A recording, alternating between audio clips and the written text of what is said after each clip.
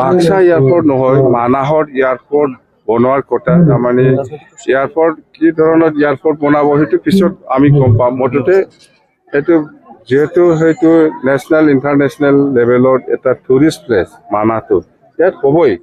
অকল এয়াৰপৰ্ট নহয়, বিভিন্ন ধৰণৰ ফেচিলিটি এই অঞ্চলত নিশ্চয় থাকিব।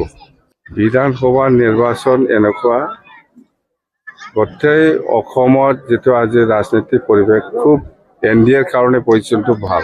আৰু আমাৰ BTCৰ লক্ষ্যটো হ'ল আমি অসমটো ষ্ট্ৰং কৰিব লাগিব। অসমটো ষ্ট্ৰং কৰিব লাগিব, তেতিয়াহে বড়োলেণ্ড উন্নতি হ'ব। ৰাজ্যসভা আসন হওক, কিবা লোকসভা আসন হওক বা এছেম্বলি আসন হওক, সেইটো NDA হিচাপে যাব।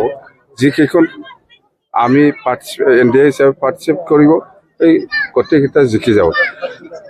আমাৰ মূল মন্ত্ৰটো হ'ল, BPF দলৰ মূল মন্ত্ৰটো হ'ল অসমটো ষ্ট্ৰং হোৱা মানে BTC ষ্ট্ৰং হোৱা।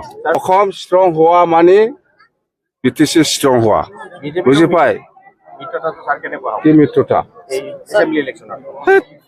NDA বুলি কৈছে, কি মিত্ৰতা?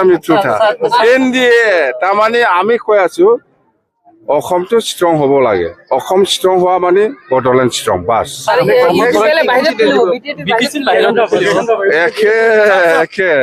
একে